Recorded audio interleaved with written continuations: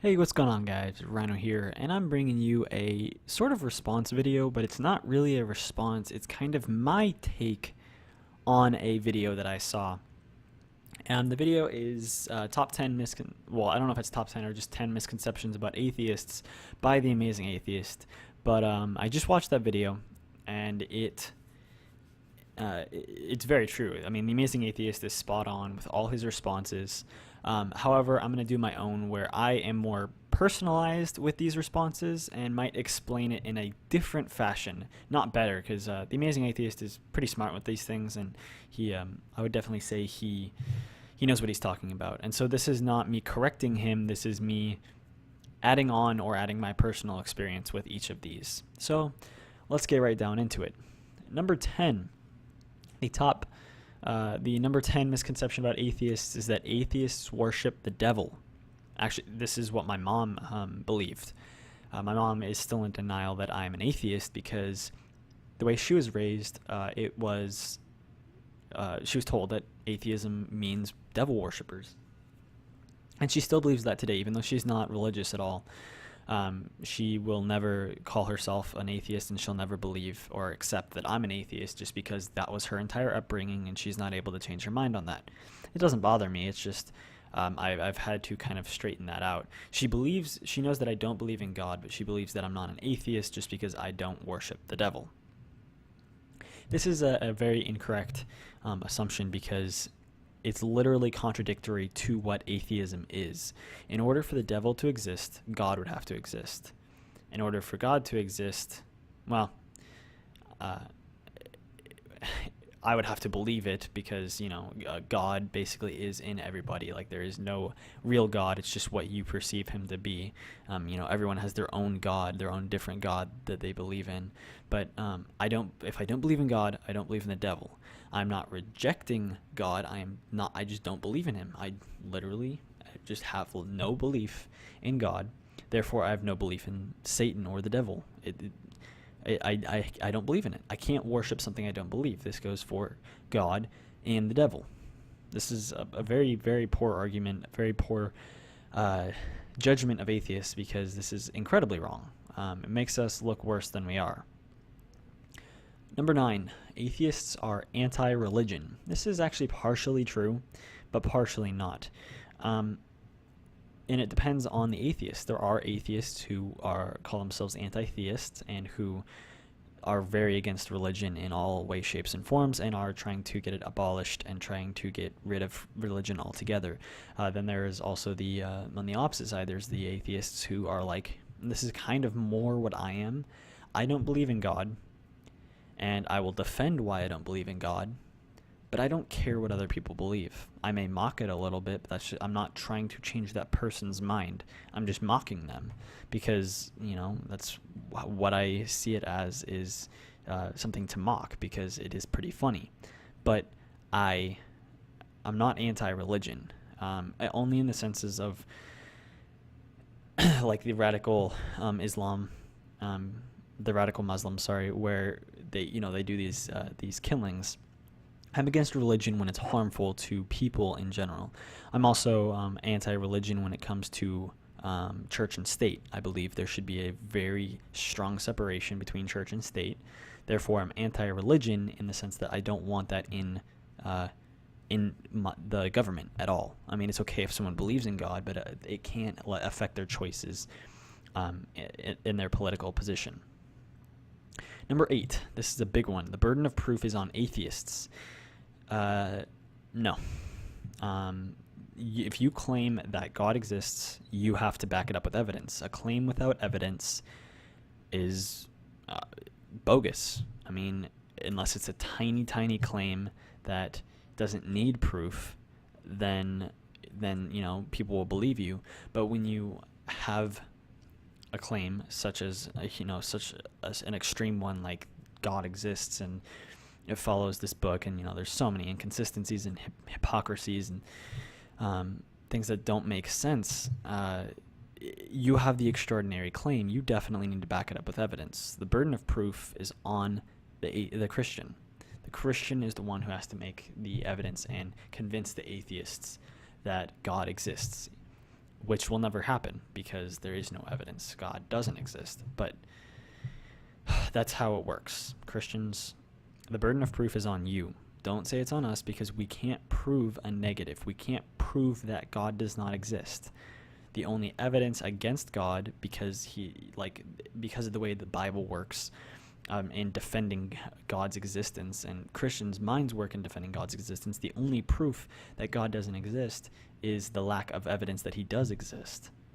So it's definitely on you guys to prove that God exists.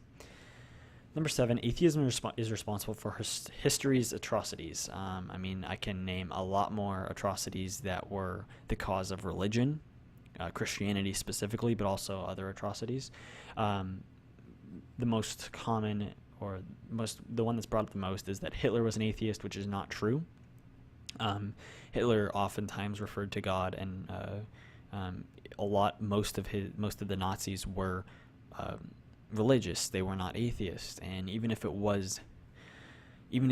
Hitler was an atheist, that doesn't mean atheism is responsible for the atrocities. It just means he happened to be an atheist at the time. If a psychopath goes and kills someone and he's a Christian, but he just randomly killed this person for no reason, people aren't going to be like, oh, that was Christianity's fault. They're just going to be like, oh, this guy was crazy. Well, the same thing applies with Hitler. He was not only was he not an atheist, but he didn't do it for the religious standpoint other than hating Jewish people. That was apparent. That's where religion played a part. Number 6, atheists have lost faith or connection with God. Somewhat. Actually, some people were never officially Christian. I would have never fully considered myself Christian. I never had true faith or connection with God. I believed in him, but I was raised in a very theistic household, in the fact that we just believed in God, but we never talked about him. We never went to church. I don't think we even had a Bible in the house. And so I never had faith or connection with God. But then there are people who go from extreme Christianity or extreme Islam or extreme Judaism and go from there all the way back to atheism. And those people, they lose faith because there is no evidence. They lose their connection with a mythical being because there is no evidence that he exists. And so they have reason to lose faith or their connection with God. And that's why they do it, is there is no evidence for God. Number 5, atheists have no sense of spirituality. This personally is true for me. I don't have any sense of spirituality because I don't need any. I'm lucky to be alive. I don't take that for granted. I don't look at things in a spiritual way. The way an atheist would look at something spiritually is just in awe of what the universe has created.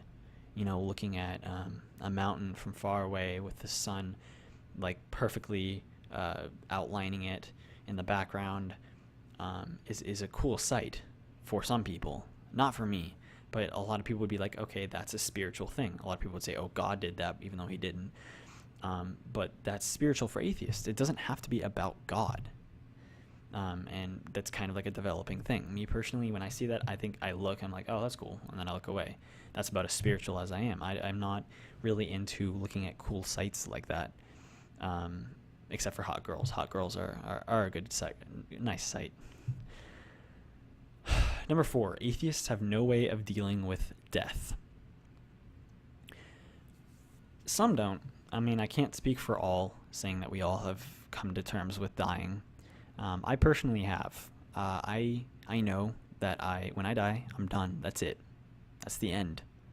And I've come to terms with that. I just want to live my life so that I'm the happiest I can be at all times. That doesn't mean going out and going fucking crazy every night. It means if I want to stay in and play video games because that's what makes me happy, I'm gonna do it.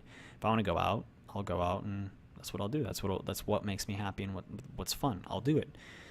And it does make it harder. I will admit, for me, it does make it harder for me if I actually haven't had anyone close die to me yet. I think the closest was my great grandpa or something when I was really young, and I didn't really understand it, so it really wasn't that sad for me. But like right now, if my girlfriend were to die, I would be mortified. I'd be horrible. I would be so sad, and that is worsened by the fact that I can't. Like, I know she's not in a better place, but that's just I'll just honor her. I'll always love her. Like if she died, I would always love her, even if I got married to another girl and led a different life. I would still always love my girlfriend, and that's all I can do. That's honoring her death. That's honoring her as a human being, her short life on here, and that's me honoring it. There's nothing else I can do about that, and that's just something we have to accept. I've come to terms with it. I'm not afraid of dying. I want to, live my life as long as possible, but I don't want to make my life hell to get to make it as long as possible. I want to be happy, and I want to have fun. Number 3, atheists lead meaningless lives. Once again, some might. It depends. Some might, be in denial or be depressed and be like, oh my God, there's no meaning to life. Why am I still alive? But other atheists, and my personal belief is that the meaning behind life is whatever you make it out to be. Someone's meaning behind life could be to become rich and to donate billions of dollars to the poor, to try to help out the poor and reduce the amount of poverty in the world. Someone else's might be, they want to, their goal or their meaning in life is to try to fix the country. They want to go into politics and become the president one day and work on fixing the country, and that's what their meaning in life is. My personal accepted meaning in life is, I want to make other people happy as much as possible. Most specifically my girlfriend, whoever I'm with. Even if me and my girlfriend break up, or like in the last example, she dies, whoever I'm with, I want to make them as happy as possible, because oftentimes they'll believe in God, and then I want to make sure their lives are better, because they could be devoting a lot of their lives to this being that doesn't exist in hopes of getting to an afterlife that doesn't exist, and I want to make their life better in the meantime. Number 2, this one kind of pisses me off. Atheists have no morality. In college, there are a lot of douchebag guys who use girls and just don't give a shit, and just constantly talk about fucking girls and checking out their bodies and shit like that. And a lot of those guys are Christian, and I'm an atheist, and I have a lot more morality than a lot of Christians that I've seen on campus. And my morality isn't derived from a Bible. It isn't derived from society.